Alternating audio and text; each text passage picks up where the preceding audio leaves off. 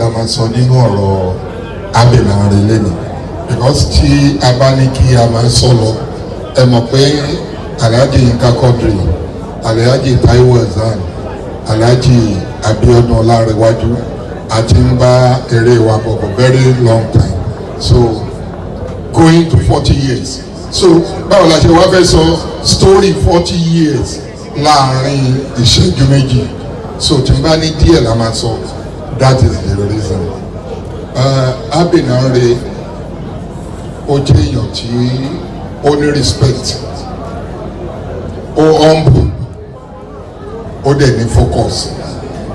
Ṣe rí àwọn èèyàn máa ní Abbey Lanre nígbà míì tẹ́lẹ̀ mi máa ní ojú wọn máa ń lé ojú wọn burú, ṣé òun lọ́lọ́run ni? Ojútẹ́jú èèyàn bá lé kò mí pé èèyàn burú, a máa ń pa nǹkan méjì pọ̀. Kéèyàn ní discipline, ẹlòmíà ní ẹni ìburú. Abbey Lanre ó ní discipline, ó dẹ̀ mọ ohun tó ń ṣe.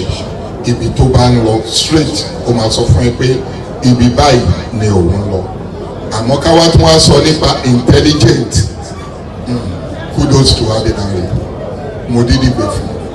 At least ní Yorùbá industry of today is #1 director tí a ní so far up to today, either you like it or not, just take it or you leave it.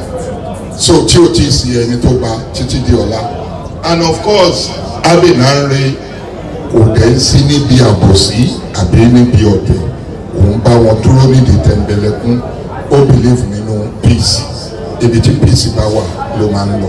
Kakon sọ díẹ̀ àmẹ́nu kúrò. Thank you so much. Thank you very much, Yinka. O ṣe gan ni, wàá dàgbà. O ṣe kí ló dé tí kí ló ha yín lẹ́nu? Ṣé sọ fún yín pẹ́pẹ́ lèmi àti òun ni? Yinka náà mọ̀ pé mo jù òun lọ. Ìgbà wo lèmi ti 70? Tí bá ṣe packaging. Please, gentlemen of the press, take proper position like I always say. Danku, one love.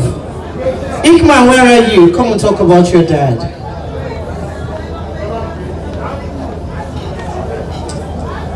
Good evening, everyone. Thank you for coming. I really do not know where to start from because my dad is everything to me. He means everything to me. He's an extremely amazing man and he's my superhero. He's my role model. My dad is one in a million. He's a caring dad. He's loving. He's respectful. He's an intelligent man. He's a family person. He does everything for us and I love him so much. There are no words, honestly. I don't know what to say, but there are no words to describe my dad. My dad is someone that you can always call at any time. He's an encouraging person. He's super supportive.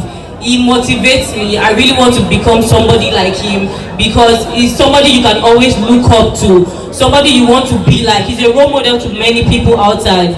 He's an extremely amazing person. I don't know, he's really, really amazing. That's just it.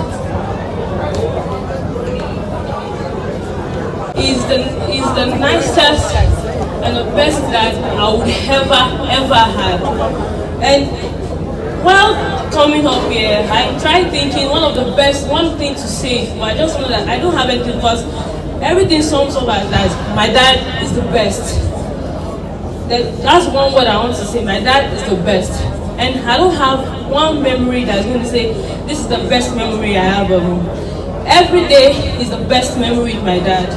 My dad is someone who always works very, very strongly, tirelessly, just to make sure that the children have what they want. So I will always say he's the best person to be my dad. And I can't change it for any other person. Thank you very much.